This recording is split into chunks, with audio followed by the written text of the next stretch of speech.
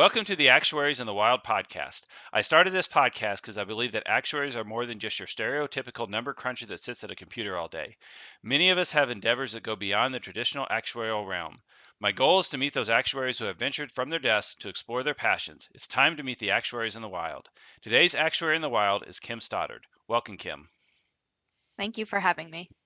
Most of the people I've had on this show started out as an actuary, but you didn't. So I'm going to change things up a little bit. Usually I start by finding out why you decided to become an actuary, but I'm going to wait for that a little bit. We'll start out with what makes you an actuary in the wild. You're a volleyball coach at Scarborough High School in Scarborough, Maine. Tell us why you decided to become a volleyball coach. Yeah, at first it sounded like something fun to do outside of work. I love the sport of volleyball and I've always enjoyed playing it. And I played volleyball and softball in high school. And the reason I started to coach was the coaches I had in high school had a big impact on my life, both positive and negative. And I thought maybe I could be a positive influence in some high schoolers' lives. And I think I've been that, for the past 14 years. So you've been coaching for 14 years. You've been the head coach at Scarborough for 5 years. Other than the 2020 season, which was canceled, you've been to at least the state semifinals each year, including a state championship last season. What has been the key to your success? Yeah, the first key to success is building a culture for success. And it's not just about winning in the gym because then it's too cutthroat, competitive. Right. The first key is building culture where everyone feels comfortable competing in the gym. And that's about, being themselves in the gym, and being encouraged and supported to make mistakes because nobody gets better by just playing it safe. So taking risks. So as an actuary, being risk averse Right. sometimes, it's interesting to talk about taking risks and encouraging that. But that's the only way of improving your volleyball skills. And we need to make sure that the kids feel comfortable doing that. They're encouraged to do it. And celebrating those successes when they get them. And it's not always about, the result of the skill. It's about the incremental changes and improvements. Um, and every person in the gym buys into that. And that's something we talk a lot about. And it starts with coaches' actions, but then it's getting the older kids to buy in, supporting the younger kids. And so culture is kind of the biggest thing, and then winning kind of comes out of doing things the right way. So it was actually your volleyball coaching that led to your first actuarial job. Yes, it was. Yep, it's all about who you know, right? And networking. Mhm. I used to coach for a club as well as high school. So I met a Scarborough dad whose daughter I was coaching when she was in 8th grade. We were just chatting at a tournament about careers. And so I mentioned I had taken an actuarial exam, was interested in pursuing that. And so he mentioned that there was an opening for a student position at his company, Disability RMS. So I applied, got the job, and here I am almost 10 years later. Yeah. So tell viewers a little bit more about your actual career. What did you do when you first started at DRMS, and what are you doing now? Yep, I started off with just one exam, no internship experience, so they kind of took a chance on me at the time. And when I started off at Disability RMS, it was they offer reinsurance services for group disability and group life. So I did a little bit of everything. I didn't follow a traditional student program with rotations, but I got exposure to a lot of different types of actuarial work. I did experience studies, valuation, pricing work, and worked with clients quite a bit. Now I made the change and I work for Sun Life, which owns Disability RMS, now called Right. Full Scope. So now I work on supplemental health pricing. Okay. So I know we're going to switch back to volleyball a little bit here, and I know that many people know what volleyball is. I'm sure that there's a lot of people that may play sand volleyball or beach volleyball or what do you want to call it, or maybe just play a volleyball in their backyards. But there are times when I'm at a game. I've been to a lot of volleyball games myself, and I would say I don't understand all of the rules. Can you talk a little bit about some of the basics of volleyball and some that some fans may not understand? Yeah. Yep. Volleyball can be kind of a nuanced sport. And some of the calls that referees make are called judgment calls. So it's up to the referee to use their judgment to make a call. And one of the most common confusing rules is when a double contact is called. And that means that the player just didn't touch the ball um, simultaneously with both hands. And usually that's when the setter is going to set. So you'll see them, hands setting above their forehead like this. And a Hmm. lot of times they'll call the double contact when it looks like it touches the hands two different times. I see. And just to add a little more complexity to that rule, the first contact on your side of the net cannot be called a double contact because it's one attempt to play the ball. So just adding a little bit more confusion to it. And that's usually the rule that causes the most angst amongst people in the stands. And I know there's other rules like, I mean, you have to rotate the players, after every side out, and then, but there's certain rules about where a player in the back row can hit the ball and things like that too, which can sometimes be confusing. Yeah, one of the most common questions I get from people new to the sport is why is that person wearing a different colored jersey? Yeah. And so the NCAA tournament, D1 tournament is on right now and it's on ESPN, which is awesome. Highly recommend watching it if you get a chance. But that's one of the most common questions I get is why is that person wearing a different colored jersey? And they're called the libero. They're usually a defensive specialist, one of the team's best defenders, best passer, and they can only play in the back row. Regular substitution rules don't apply to them, so they just can run on and off the court. It has to be behind the 10-foot line or 3-meter line. Um, and so they're restricted in a little bit of what they can do. But yeah, that's one of the more confusing positions to Yeah. explain as well.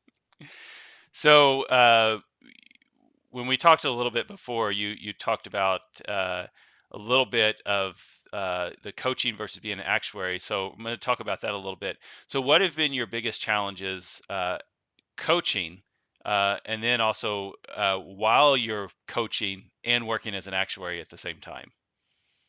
Um, yeah, it's the biggest challenge between balancing just coaching and being an actuary is time management.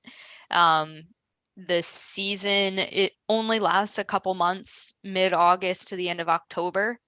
But I am, it's two full-time jobs Right. at that point. So it's just making sure that when I'm working, I'm focused on working, and when I'm doing volleyball stuff, I'm focused on that. And I, people tend not to see me very often. My family comes to games to be able to Right. say hi to me because I spend so much time in the gym. Um, so time management is the toughest. But when it comes to how do I balance that? Everyone at Sun Life has been so supportive of my need to leave early or for taking a bus to an away game and working with my schedule and just is and everyone's genuinely interested in how the team does. So the support I've received at work is amazing. And I would be remiss if I didn't put a shout out to my two assistant coaches who also make the coaching part much easier. They really help push me out of my comfort zone when it Yeah. comes to coaching and strategies, but they're also very supportive and take on a lot of the load when it comes to team stuff. So additionally, being a coach and being an actuary, there's some skills that you can learn from one to the other. One of the things that I was thinking about this morning, part of being an actuary in the wild is doing things outside of outside of actuarial work, but there's a lot of skills that we can learn about doing things outside of the actuarial work that we can take back to our jobs, but also vice versa. What are some of those things that you see as overlaps in a skill set? The biggest one is how to develop people and building relationships. Um, Building relationships is really important in both of those roles. As a coach, getting the kids to buy into what we're trying to do is probably the biggest challenge because you have 30 kids in your program and you're trying to get everyone to work together for a common goal, but it's 30 people with 30 different personalities, Right, opinions. So it's coming up with a plan to help guide them in the direction we're going, because I'm all about giving them the skills to be able to make decisions on their own. And that's mhm, how I approach people at work too, is I don't want to always tell the answer. I mean, if someone is stuck, then of course I'll step right, in and help there. Um, but my job as a coach is to give the skills and the confidence to be able to go and play on the court themselves. Because during a game, like I'm not on the court with them, I'm standing on the sidelines and I want them looking to each other. I don't want them looking to me for guidance. I want them to feel confident that they have the skills they need. And this is the varsity level I'm talking about. right, Um, they have the skills, the confidence, and the tools they need to go out and compete and be successful. And I'll step in if I notice patterns of things we're struggling with or stuff like that.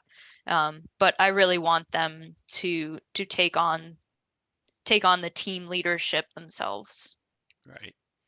Yeah, I think the development can be no matter can be something that you can work on no matter what it is as a coach, and you really are a coach at work too when you're managing your team too. Yeah. So you mentioned your coworker that had a kid on the team, or it was a future coworker. But do you ever have any of your other coworkers come to the games?